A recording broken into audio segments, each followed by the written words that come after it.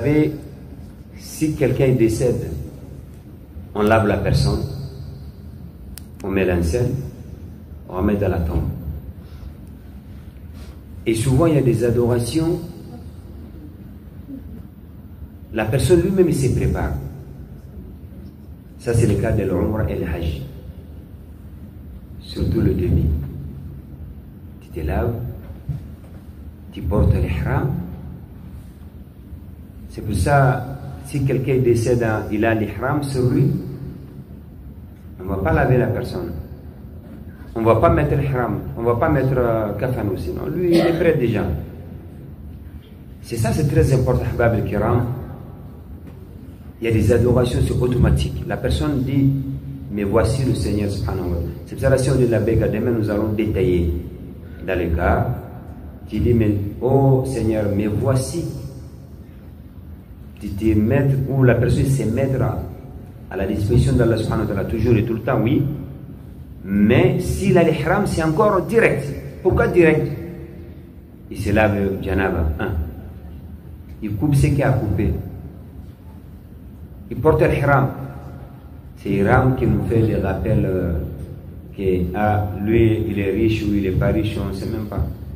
Souvent, tu fais tawaf avec quelqu'un, peut-être c'est machallah, il a beaucoup d'argent. Mais il porte deux comme toi. Il a en haut et en bas. Tu vois quelqu'un, alhamdoulilah, il est très pauvre, il n'a rien. Mais il a accumulé petit à petit de venir faire l'Umrah pour Allah subhanahu wa ta'ala. Peut-être toi, c'est d'un coup, tu sors.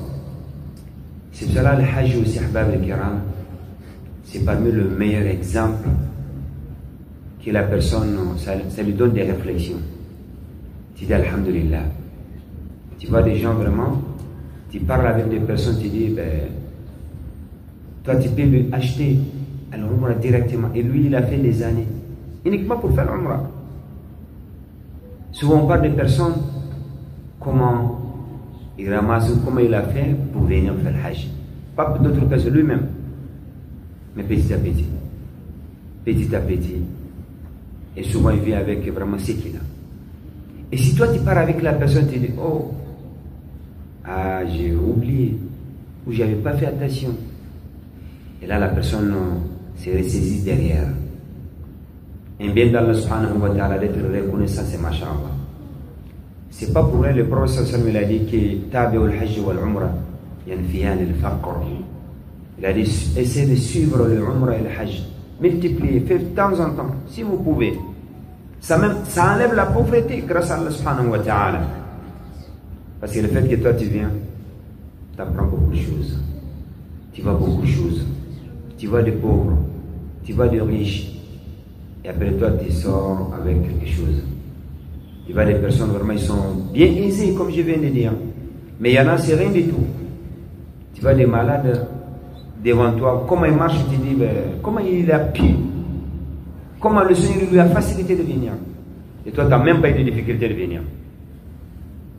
C'est cela, profitez bien, Ahbab al-Kiram, avec cette occasion. Bon, vous avez déjà fait passer, vous avez déjà fait l'Umrah ou le Hajj, alhamdoulilah, c'est bien. Mais toujours, c'est une richesse de venir voir la maison d'Allah subhanahu wa ta'ala. Donc ça, c'est la première chose. De dire, je porte l'ihram, moi-même je me prépare. C'est pour cela un pèlerin. Le prophète sallallahu alayhi wa sallam, il a dit, il est décédé, on ne va pas couvrir, on ne va rien faire parce que lui, il s'est déjà préparé. Il est déjà prêt. On fait salat al-janaz. C'est pour cela, pendant le hajj ou pendant l'umrah, souvent, parmi les personnes comprises sur eux, c'est les pèlerins. Et souvent, tu vois leur visage découvert. Parce qu'on ne va pas mettre l'ihram. Non, non. Et c'est comme ça. Le prophète sallallahu alayhi wa sallam, il a dit qu'ils seront ressuscités le jour de la résurrection ou la biya. Et ils se réveillent, ou ils vont être ressuscités en disant Labbaik Allahumma labbaik. Labbaik la sharika lak labbaik. Inna alhamda wa ni'mata lak wal mulk la sharika lak. Or là, ces jours-là, il y en a, ils ont des soucis. Et lui dit Labbaik Allahumma labbaik. C'est pour cela que c'est très important, Ahbab al-Kiram, quand une personne vient pour faire l'Umrah, c'est masha'Allah. C'est des leçons exceptionnelles. Tu te prépares, parce que tu laisses le dunya derrière toi. le moment de l'Umrah. Ce que tu prononces, c'est pour ça, c'est important qu'on applique le deuxième que je vais dire. Il ne faut pas que la personne soit injuste. Malheureusement, ça se passe beaucoup là-bas. Parce que si la personne y part dans cette dunya, lui, alhamdoulilah, il est nu de péché. Le Seigneur lui a promis le paradis. ومن يخرج dans سورة النساء Allah dit ومن يخرج من بيته مهاجرا إلى الله ورسوله ثم يدركه الموت فقد وقع أجره على الله. Quiconque songe chez lui, il est sur le chemin vers le Seigneur subhanahu wa ta'ala. La mort, lui, c'est-à-dire la mort arrive en ce moment, lui il est sur le chemin d'Allah subhanahu wa ta'ala. Le Seigneur il a dit فقد وقع أجره على الله, que sa récompense, le Seigneur il est obligé sur lui-même. Et ça montre que c'est quelque chose de fort, masha'Allah. Donc, vu que le Seigneur te pardonne, évite d'être injuste là-bas. Injuste comment? C'est qu'on dit avec les gens. Le moment de tawaf, le moment de sa'i, on essaie d'éviter toujours de ne pas pousser les gens. Toujours mettre dans ta tête que, j'ai dit au début, la paix Allahumma rabbi. Alors je dois éviter vraiment de ramener les péchés. Dis-toi que toi tu t'es lavé, tu es propre, masha'Allah. Il ne faut pas que tu te salis encore avec les péchés. Parce qu'il y a des personnes, peut-être tu vas être injuste de pousser, de taper. On a vu tout ça là-bas. Il y en a qui donnent des claques, des coups. Pour vous dire comme ça on se prépare. Si vous voyez quelqu'un, il donne des... Sois pas étonné. Mais vous dites, nous on est venus pour Allah subhanahu wa ta'ala. Je fais comme le Seigneur m'a demandé. Je n'ai pas envie de me salir. Or là je me suis lavé. Ça c'est les choses, c'est masha'Allah. Comme ça, le moment de tawaf, je suis avec le Seigneur subhanahu wa ta'ala. Le moment de sa'i, je suis avec mon Seigneur subhanahu wa ta'ala. Je fais de début jusqu'à la fin. Donc ces deux choses, j'essaie de tenir toujours ahbab al-kiram. Au début, la personne dit, je me suis préparé. Deuxième chose, je ne vais pas me salir encore. Parce que si tu pousses, donc là c'est noté. Un péché. Et souvent peut-être quelqu'un t'a poussé, il n'y aura pas une occasion pour que tu lui demandes pardon. Et surtout, pardon, surtout de parler trop pendant tawaf, ou pendant sa'i, où on essaie quand même de minimiser la parole. Si on arrive à éviter, on évite uniquement les choses qui sont avec al-Umrah. Parce que tu coupes les ongles. Ça c'est les choses, c'est minimum. Mais comment ça se fait, tu as envie de manger la chair de quelqu'un, de parler au dos de quelqu'un, de pousser quelqu'un? Or là toi tu parles, tu dis, oh mais voici mon Seigneur, mais voici en même temps avec les péchés. Ça il faut éviter. C'est pour ça on dit ça en avance, parce que vraiment là-bas il y a beaucoup de choses que ça ne va pas du tout. Il y en a qui font tawaf, ils font ça, ils parlent autre chose aussi. Allah t'est venu faire. Alors, je m'excuse. On est venu faire l'Umrah, mais en même temps on est rentré de parler de dunya. La dunya, si Allah nous facilite, on est là encore. Si tout va bien. Comme ça tu parles comme tu veux. Mais pendant tawaf, pendant sa'i, on parle de la vie.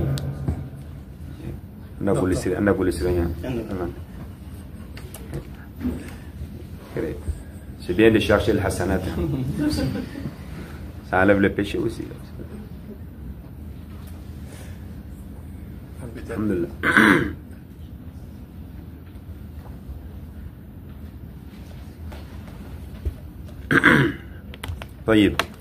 Alors, ces côtés, vraiment, si on arrive à surveiller sur ce lieu, on est tranquille. Je ne veux pas parler avec quelqu'un pour rien. Parce que Shaitan, il aime quand même que vous perdez vos hasanats. Il te ramène des choses, tu parles avec lui des dunya. Et ça ne va pas. Donc nous, on souhaite que nos pèlerins, les manières qui sont rentrées, qui sortent avec le meilleur hasanat.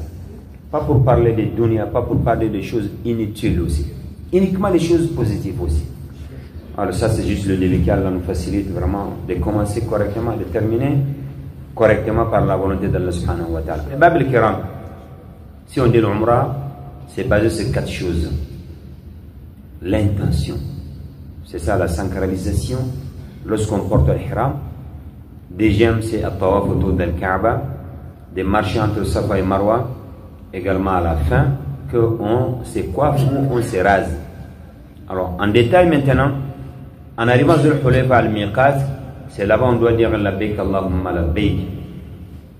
La personne commence l'Umrah ici maintenant, avec l'intention. Si on fait la prière ou le jeûne ou je ne sais pas d'autres adorations, l'intention mahallu al-qalb.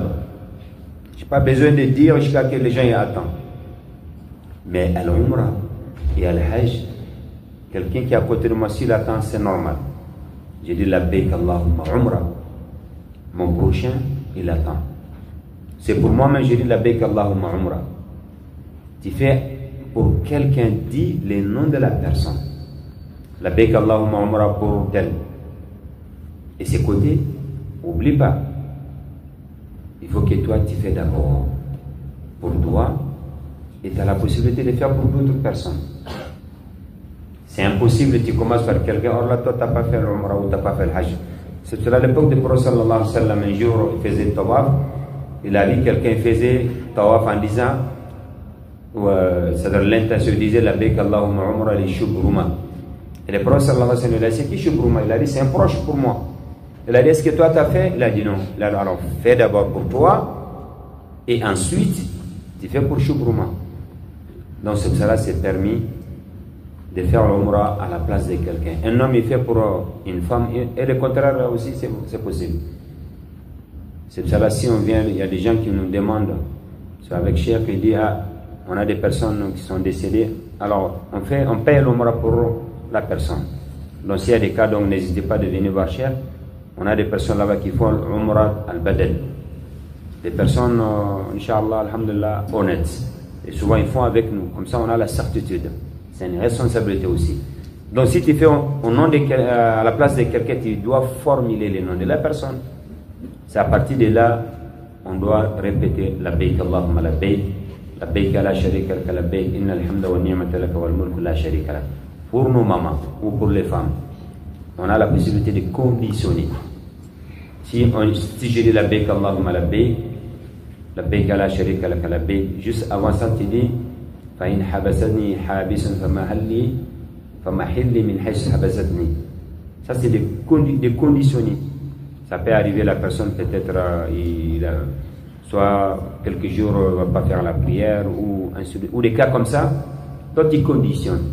Comme ça si Allah fait quand même la personne revient temps normal, il a la possibilité de commencer là où il est. Parce que là, il a déjà l'intention.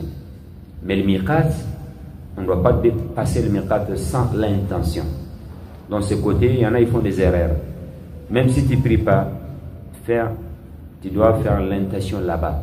Demain, dans le cas, lorsqu'on doit formuler, tu ne dis pas, ah non, moi je ne prie pas, non, non, formule.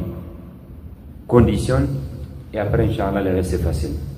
Donc on doit dire Labbaik Allahumma jusqu'à qu'on arrive à la Mecque. Si on est fatigué, on se repose. On fait des tâches, on lit les Corans, alhamdulillah, qui est des paroles qui plaisent à Allah subhanahu wa ta'ala. En arrivant là-bas, alors ça je ne vais pas revenir par rapport à l'hôtel, on rentre dans la haram directement. En rentrant dans la mosquée, on rentre avec nos pieds droits, comme n'importe quelle mosquée, on fait dua. Et on commence tawaf toujours avec la pierre noire. La pierre noire, on commence là-bas toujours. On n'oublie pas, en ce moment pour les hommes, nous on a des choses qu'on ne doit pas oublier. L'épaule droite doit être découverte.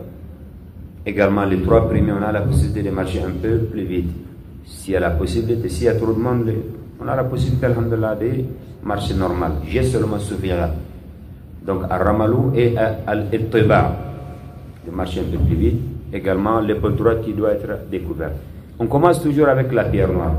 Et c'est ça déjà, si on dit la pierre noire seulement, toujours, masha'Allah. C'est une pierre qui vient du paradis. Comme il a dit le prophète sallallahu alayhi wa sallam, c'était pas noir, hein. C'était blanche comme du lait.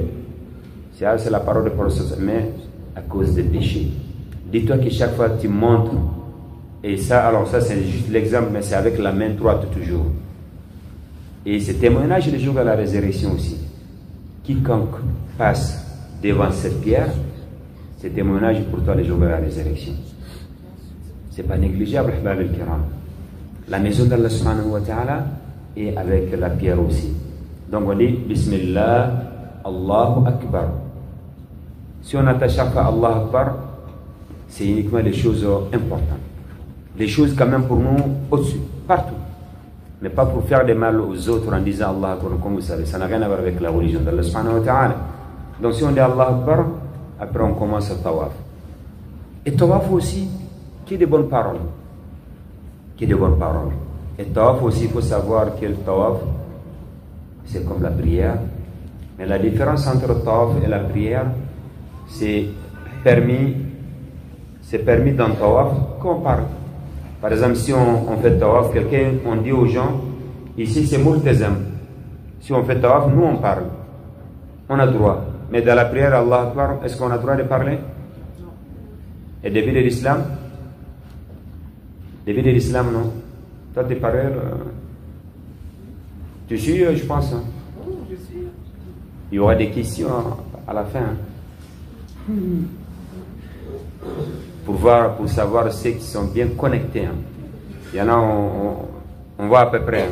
Hein? Alors, on a droit de parler si on fait tawaf. Admettons, on dit aux gens, alors ça c'est multazam. Alors même si on oublie de vous dire, entre la porte et la pierre noire, ça, cet endroit, Allah répond à subhanahu wa ta'ala, ce qui reste rapproché, comme on arrive à voir. Mais sinon on passe à côté aussi, c'est doigt. Déjà on a dit, lorsque tu commences d'abord l'intention, déjà Allah il répond doigt subhanahu wa ta'ala. Alors surtout si tu es à côté de la maison d'Allah. Vous savez, ça je répète généralement, si on est n'importe où au monde, dans le monde, si on fait doigt, on se dirige vers Al-Qibla. Al-Qibla c'est où? C'est la Mecque ou Médine, Al-Qibla?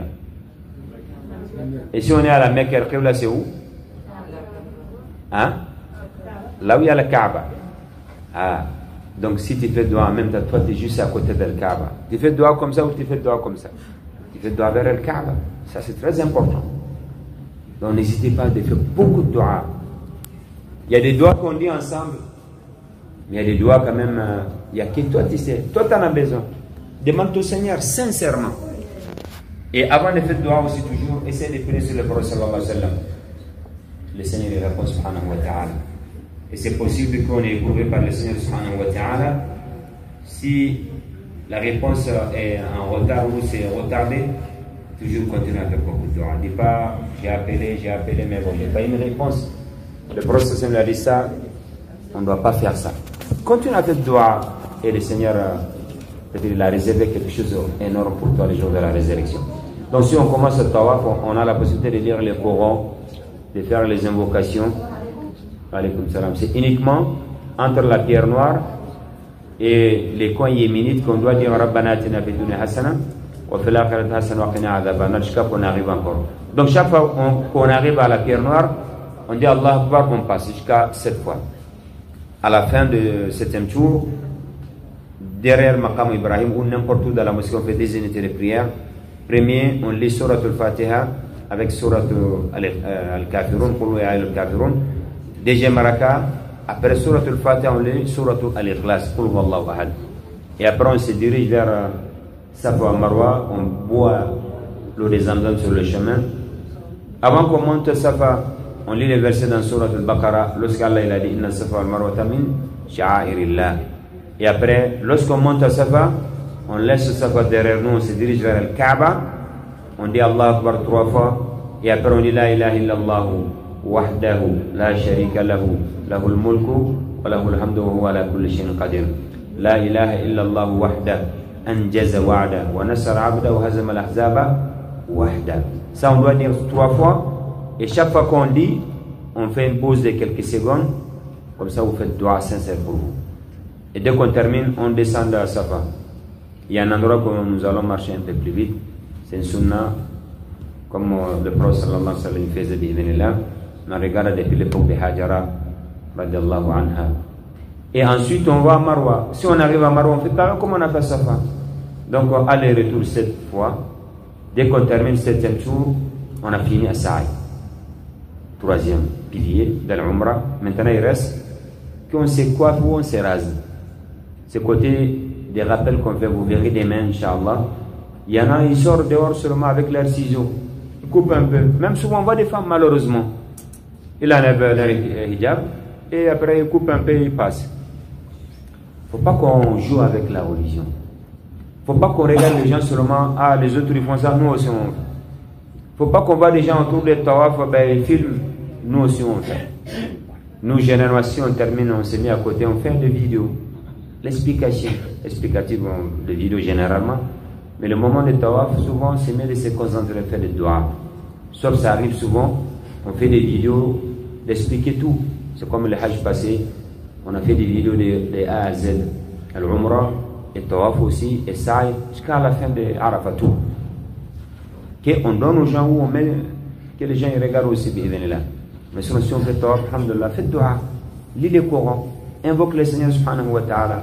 Et à la fin, si tu fais des photos ou des vidéos, il n'y a pas de problème. À la fin, là. Donc, je reviens à la fin maintenant. Les gens qui courent, il ne faut pas qu'on regarde. Ça, on a déjà vu des personnes, ils étaient avec nous, je ne sais pas c'était quand. Il a dit, mais ils coupent là, donc là, c'est comme on a le droit de couper un peu. J'ai dit, quand on a fait des rappels, tu étais là ou pas? Et souvent, il y en a, ils sont absents. Ils voient des gens comme ça, pour eux, c'est facile. Donc, ils coupent un peu sur le mais ils passent. Et ça arrive aussi des hommes, ils coupent un morceau là, un morceau là. Or là, quand même, le Seigneur nous a... Que quelqu'un ici, devant le Seigneur subhanahu wa ta'ala, il se rend beau ou belle, masha'Allah. Et ça, c'est les choses, c'est pas négligeable. Donc, on rentre à l'hôtel. C'est pour ça qu'on avait dit, ramenez vos tondeuses. Ou même, il y a des endroits là avec 10 rials, ben, il enlève tout. Ou c'était quoi pour débit? Parce que si la personne souhaite faire des jammoura comme ça, t'enlèves tout. Une première, je me coiffe d'abord. Et à la fin, comme ça, j'enlève tout. Souvent, c'est pas facile parce que vous savez pourquoi Allah nous demande, ou pourquoi d'abord, c'est mieux de se coiffer, se raser à la fin? Parce que les cheveux qu'on a, vous savez, souvent on aime beaucoup. On dit, Masha'Allah, la personne il est beau, il a ça, il a ça. Alors d'enlever tout ça pour Allah subhanahu wa ta'ala. Il dit, voilà, vu que là ça va, hein, mais j'ai fait ça pour le Seigneur subhanahu wa ta'ala. T'enlèves tout. Et pour les femmes, c'est comme phalangier seulement suffisant, juste un morceau. Prends tout de par derrière, tu coupes seulement. Mais pas là-bas. Rentre à l'hôtel. Et on n'oublie pas aussi, il y en a qui rentrent à l'hôtel et directement ils enlèvent leurs affaires aussi, ils se lavent en même temps, ils dorment sans se coiffer. Et ça non. En faisant ça quand même là, tu dois payer quand même, il y a l'amende à payer. C'est quoi l'amende?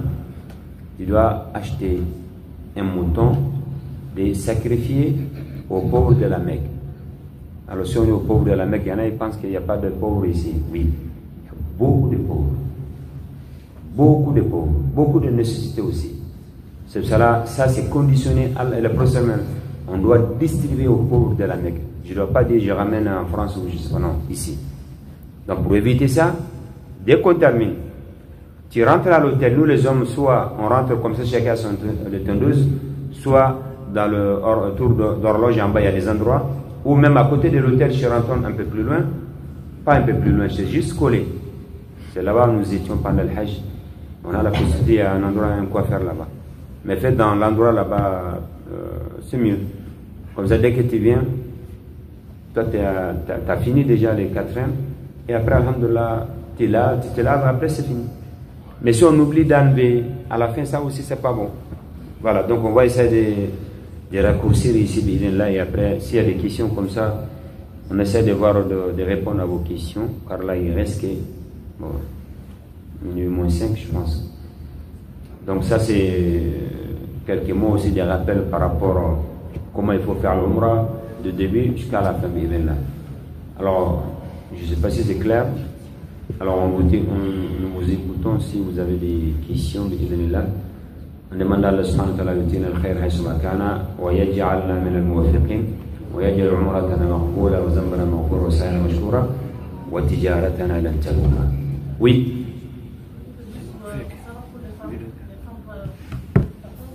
De quoi?